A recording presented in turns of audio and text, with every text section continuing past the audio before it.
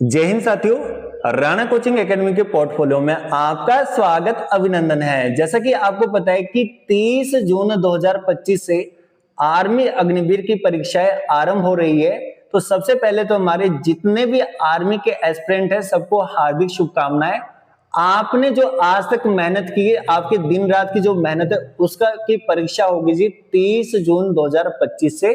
तो आपने पहले तो एग्जाम में आराम से बैठना है। परीक्षा का लेवल उतना हाई नहीं रहता है, लेकिन सबसे जो डिफिकल्ट चीज रहेगी यहाँ पे कि आज तक आपने जो एग्जाम दिए है वो आपके ऑफलाइन दिए और आपका 30 जून से जो आपकी परीक्षाएं होगी ऑनलाइन रहेगी। तो मैक्सिमम बच्चों के दिमाग में यही डर रहता है कि सर ऑनलाइन परीक्षा में हमें तो कंप्यूटर चलाना नहीं आता, हमें तो प्रॉब्लम रहेगी। तो उन सभी अभ्यर्थियों को मैं एक चीज बताना चाहूंगा कि आपको वहां पे किसी भी प्रकार की प्रॉब्लम नहीं आएगी। जिस एग्जामिनेशन सेंटर में आपका एग्जाम होगा, टीचर आपके पास हमेशा अवेलेबल रहेंगे और वो आपकी हेल्प के लिए रहेंगे। चलेगा, तो बात करते हैं आपके कि जो 30 जून 2025 से जो आपकी परीक्षाएं रहेगी उस पे जीएस सेशन से किस टाइप के क्वेश्चन आपसे पूछे जाएंगे। तो सबसे पहले तो आपने क्वेश्चन पेपर को सॉल्व कर लेना है और उसके बाद आपने कमेंट बॉक्स पे ये जरूर बताना है कि आपका स्कोर आज के मॉक टेस्ट में कितना आया, और फिर जो हमारे नेक्स्ट मॉक टेस्ट आएगा उस पे आपकी इंप्रूवमेंट भी होनी चाहिए। तो चलेगा, शुरुआत करते हैं आपका क्वेश्चन नंबर फर्स्ट से। क्वेश्चन नंबर फर्स्ट है जी आपका, बोलते हैं कि जलियांवाला बाग हत्याकांड कब हुआ। तो जलियांवाला जो हत्याकांड हुआ था जी आपका 13 अप्रैल 1919 को। अगर आपसे पूछेंगे कि 13 अप्रैल को कौन सा डे मनाया जाता है तो 13 अप्रैल को होता जी बैसाखी का दिन। और इस हत्याकांड में जो आपकी डेथ हुई थी 379 प्लस। चलेगा, नेक्स्ट आपका क्वेश्चन नंबर 2, बोलते हैं जी राष्ट्रीय रक्षा अकादमी कहां पर स्थित है। तो ये जी राइट आंसर रहेगा आपका ऑप्शन नंबर सी, खड़गवासला। तो अगर मैं आपसे बात करूं कि खड़गवासला भारत के कौन से राज्य में है तो ये पड़ता जी महाराष्ट्र के पुणे में।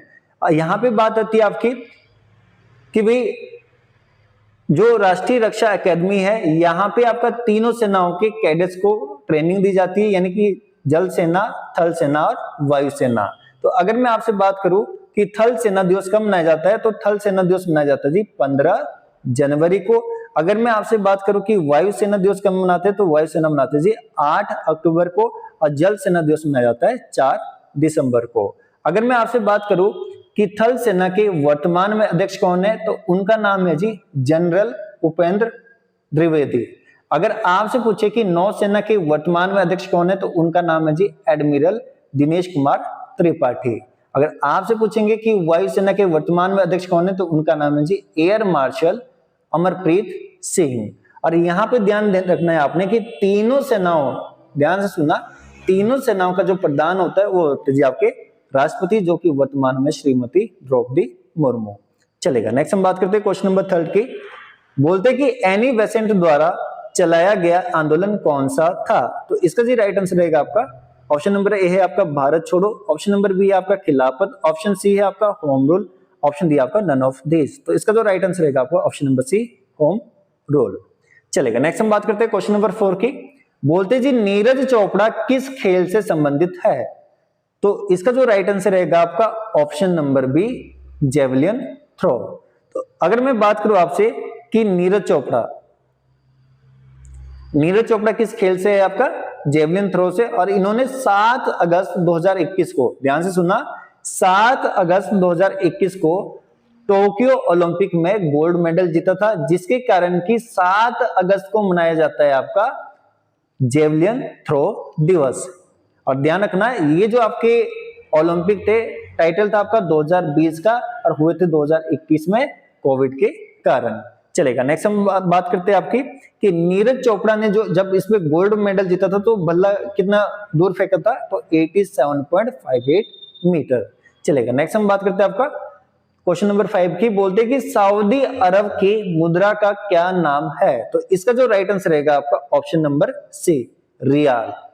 चलेगा, नेक्स्ट करते हैं क्वेश्चन नंबर 6 की बात। बोलते हैं कि वेदों में सबसे पुराना वेद कौन सा है। ऑप्शन है जी आपके पास ऋग्वेद, अथर्ववेद, सामवेद और यजुर्वेद। तो इसका जो राइट आंसर रहेगा आपका ऑप्शन नंबर ए, ऋग्वेद। चलेगा, नेक्स्ट है आपका क्वेश्चन नंबर 7। बोलते जी आपका लोकसभा का सदस्य होने के लिए न्यूनतम आयु सीमा क्या होनी चाहिए? तो लोकसभा के लिए जी आपका होनी चाहिए आपकी 25 ईयर, गांव का प्रधान बनने के लिए होनी चाहिए आपकी 21 ईयर, अगर मैं बात करूं आपका राज्यसभा का सदस्य बनने के लिए 30 साल, और राष्ट्रपति बनने के लिए 35, उपराष्ट्रपति बनने के लिए 35, अगर मैं बात करूं राज्यपाल तो उसके लिए भी चाहिए आपकी 35 चलेगा। नेक्स्ट मैं बात करूंगा आपका क्वेश्चन नंबर 8 की। तो क्वेश्चन नंबर 8 है जी आपका, बोलते हैं कि रंगास्वामी कप किस खेल से संबंधित है? तो रंगास्वामी कप है जी आपका ऑप्शन नंबर सी हॉकी से रिलेटेड है, और इसकी शुरुआत हुई थी 1928 से। चलेगा, नेक्स्ट बात करते हैं हम क्वेश्चन नंबर 9 की। बोलते हैं कि जी पृथ्वी को 2 बराबर भागों में बांटने वाले काल्पनिक रेखा का क्या नाम है? तो इसका जी राइट आंसर रहेगा आपका ऑप्शन नंबर बी भूमध्य रेखा। नेक्स्ट हम बात करते हैं क्वेश्चन नंबर 10 की। बोलते जी एवरेस्ट पर विजय प्राप्त करने वाली पहली भारतीय महिला कौन थी? तो इसका जी राइट आंसर रहेगा आपका option number A Bachendri Pal. तो बछेंद्री पाल जी चढ़े थे आपके 23 मई 1984, और आपने कमेंट बॉक्स में हमें बताना है कि बछेंद्री पाल का संबंध भारत के कौन से राज्य से है। चलेगा, नेक्स्ट है क्वेश्चन नंबर 11। बोलते कि दार्जिलिंग किस राज्य से संबंधित है? तो दार्जिलिंग पड़ता है जी आपका वेस्ट बंगाल में। चलेगा, नेक्स्ट है क्वेश्चन नंबर 12। बोलते कि तिरंगे झंडे के अशोक चक्र में तीलियों की संख्या है? तो अशोक चक्र में जो आपकी जो तीलियों की संख्या होती है वो होती है 24। तो बात है जी यहाँ पे नेशनल फ्लैग की। तो अगर आपसे पूछेंगे कि संविधान सभा ने राष्ट्रीय ध्वज को कब अपनाया, तो ये अपनाया था जी 22 जुलाई 1947। ध्यान से सुनना, 22 जुलाई 1947। सेकंड क्वेश्चन क्या बनेगा कि फ्लैग में कितने कलर का प्रयोग किया जाता है? तो 4 कलर का जी, 3 पट्टियां और एक आपका नेवी ब्लू कलर का चक्र। तो सबसे टॉप में होता है जी केसरिया, बीच में होता है सफेद, लास्ट में होता है हरा, और बीच में होता है आपका नेवी ब्लू। और केसरिया किस चीज का प्रतीक है? शौर्य और बलिदान का प्रतीक है। व्हाइट किसका है जी आपका? शांति का। और हरे की बात करूं तो खुशहाली और समृद्धि का प्रतीक है। और जो आपकी 24 स्पोक्स होती है जिन्हें तिलिया बोलते हैं, ये होते हैं जी कि आपका देश हमेशा तीव्र से विकास करता रहे। चलेगा, नेक्स्ट बात करते हैं आपका कि भाई जो फ्लैग का डिजाइन दिया गया किसने दिया है? तो पिंगाली वेंकैया ने आपका डिजाइन दिया है। और अगर मैं बात करूं कि इसकी लेंथ और ब्रेथ यानी कि लंबाई और चौड़ाई कितनी होती है, तो 3:2 के रेशो में, 3:2। चलेगा, नेक्स्ट है आपका क्वेश्चन नंबर 13। बोलते कि प्रथम एशियाई खेल में भाग लेने वाले देशों की संख्या थी। तो जी जो प्रथम एशियाई खेल हुए थे 1951 में, तो उसमें जो आपका भाग लिया था 11 देशों ने। इनमें 11 देशों में थे जी अपना इंडिया, अफगानिस्तान, बर्मा, ध्यान से सुनना, बर्मा, बर्मा जिसका कि वर्तमान में नाम है आपका म्यांमार, सिलोन, सिलोन बोलते थे जी पहले श्रीलंका को, Indonesia, Iran, Japan, Nepal, Philippines, Singapore और थाईलैंड। तो ये 11 देश थे जी प्रथम एशियाई खेलों में। तो आपने कमेंट बॉक्स में ये भी बताना है कि जो वर्तमान में अभी लास्ट टाइम होते एशिया खेल उसमें कितने देशों ने भाग लिया था। चलेगा, नेक्स्ट आपका क्वेश्चन नंबर 14। बोलते कि भारत में एक नया राज्य बनाने या मौजूद राज्य की सीमाओं को बदलने की शक्ति किसके पास निहित है? तो इसका जो राइट आंसर रहेगा आपका ऑप्शन नंबर सी संसद के पास। चलेगा, अगर मैं आपसे बात करूं कि संसद कैसे बनती है, तो जी संसद बनती है आपकी लोकसभा प्लस राज्यसभा प्लस राष्ट्रपति को मिलाकर। तो अगर मैं आपसे बात करूं कि लोकसभा की वर्तमान में कितनी सीटें हैं, तो जी लोकसभा की वर्तमान में है 543 सीटें। पहले ये 545 होती थी, लेकिन भाई 2 एंग्लो इंडियन को समाप्त कर दिया, तो वर्तमान में आपकी 543 सीट्स, जिनमें कि आपका इलेक्शन हुए थे केवल 542 सीटों पर। अगर मैं आपसे बात करूं कि भाई केंद्र शासित प्रदेश के लिए कितनी सीटें रखी गई है, तो ये केंद्र शासित प्रदेश के लिए रखी गई आपकी लोकसभा की केवल 19 सीट, और अगर राज्य की बात करेंगे तो 524 सीट।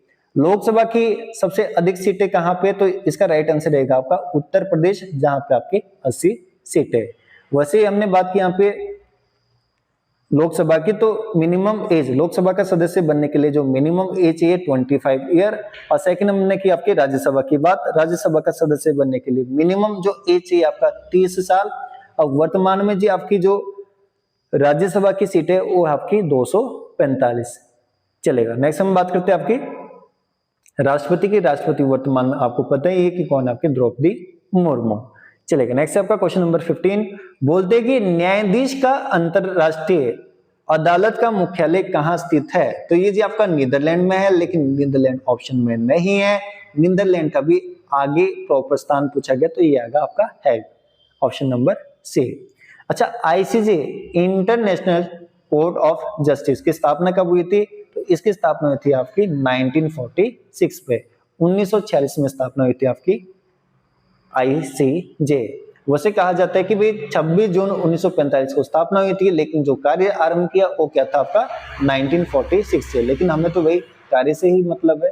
तो ये थे जी आपके आर्मी अग्निवीर के मॉक टेस्ट फर्स्ट के 15 क्वेश्चन। तो आपने कमेंट बॉक्स में बताना है कि आपका स्कोर कितना रहा। अगर आपको ये हमारी वीडियो पसंद आए तो आपने प्लीज दोस्तों के साथ लाइक व शेयर जरूर कीजिएगा। जय हिंद, जय भारत, बोलो भारत माता की जय।